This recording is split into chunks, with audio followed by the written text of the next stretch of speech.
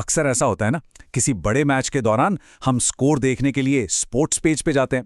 लेकिन क्या कभी सोचा है कि उन सभी लिंक्स और बटनों के पीछे असल में क्या छिपा है? ये सिर्फ एक स्कोरबोर्ड नहीं है, ये अपने आप में एक पूरी दुनिया है। तो चलो आज एसी डिजिटल स्टेडियम को डिकोड करते हैं। पहली नजर में देखने पर ये लिंक्स और शब्दों का एक जंगल सा लग सकता है। थोड़ा कंफ्यूजिंग है ना?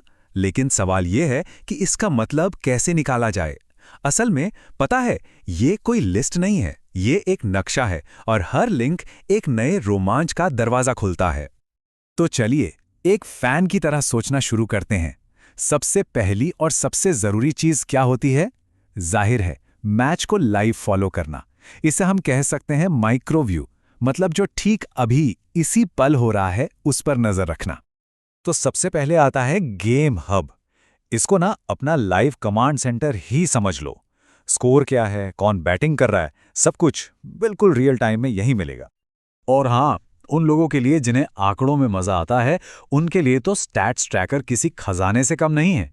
मतलब यहाँ पे आप एनालिसिस की गहराइयों में उतर सकते हैं। प्लेयर स्टैट्स, पुराना डेटा, वो सब कुछ जो गेम को और भी ज्यादा मजेदार बनाता है, वो यही है।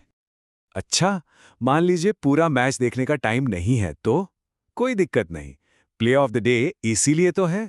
ये वो एक पल होता है, वो कमाल का कैच या गेम बदलने वाला छक्का जिसे मिस करना तो बनता ही नहीं। सब कुछ एक छोटी सी जबरदस्त क्लिप में। लेकिन आजकल स्पोर्ट्स सिर्फ देखना ही तो नहीं है ना? अब तो हिस्सा लेने का जमाना है। और यहीं पर predictor, player of the match voting और पोस्ट जैसी चीजें आती हैं। ये फीचर्स हमें सिर्फ एक दर्शक नहीं बल्कि एक एक्टिव पार्टिसिपेंट बना देते हैं। ठीक है, तो अब थोड़ा जूम आउट करते हैं। एक मैच तो एक बड़ी कहानी का बस एक हिस्सा है ना? अब हम बात करेंगे मेसोव्यू की। यानी ये देखेंगे कि ये एक मैच पूरे टूर्नामेंट की बड़ी पिक्चर में कहाँ फिट होता है। यहीं पर आकर पूरी कहानी बनती है। टीम्स, स्टैंडिंग्स, वेन्यू, ये सिर्फ शब्द नहीं है। ये बताते हैं कि मुकाबला किसके बीच है, दांव पर क्या लगा है और ये सब हो कहाँ रहा है। यही कॉन्टेक्स्ट तो है जो किसी भी मैच को यादगार बना देता है। देखिए, हर बड़े शो के पीछे ना बहुत सारी तैयारी होती है। यह सेक्शन बिल्कुल वैसा ही है। खेल के नियम क्या हैं, पूरा शेड्यूल ताकि कुछ मिस ना हो जाए, और हाँ, थोड़ी बहुत लीगल बातें भी। ये वो बैकबोन है जो सब कुछ संभाल कर रखती है। और अब सबसे बड़े व्यू के लिए तैयार हो जाइए। अब हम एक मैच या एक टूर्नामेंट से भी आगे देखने वाले हैं। ये पेज हमें पूरे ग्लोबल स्पोर्ट्स यूनिवर्स से जोड़ता है। तो चलिए देखते हैं मैक्रो व्यू को। जरा सोचिए, 2025, 2026, 2027, कमाल है ना? इससे पता चलता है कि ये सिर्फ एक इवेंट नहीं है, ये तो एक ग्लोबल मूवमेंट है जिसकी प्लानिंग सालों पहले से होती है। ये पूरी स्पोर्ट्स की दुनिया का कैलेंडर है एक तरह से। लेकिन सवाल यह है कि इतने बड़े लेवल पर यह सब होता कैसे है? कौन इसे मुमकिन बनाता है? जवाब है बिजनेस। तो चलिए अब जरा खेल के मैदान से निकलकर बोर्ड रूम की तरफ चलते हैं और समझते हैं कि ये सब काम कैसे करता है।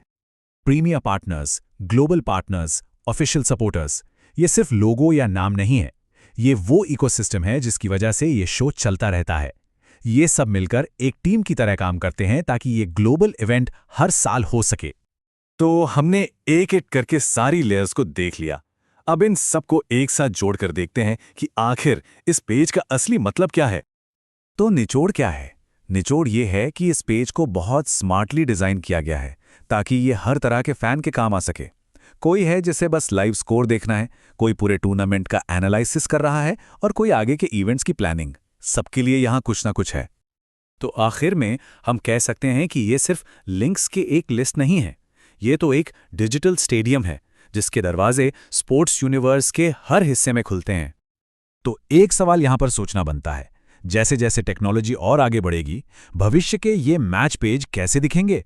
फैंस को असल में जुड़े रखने के लिए इन्हें और क्या करना होगा? ये एक ऐसा सवाल है जो स्पोर्ट्स और टेक्नोलॉजी दोनों का भविष्य तय करेगा।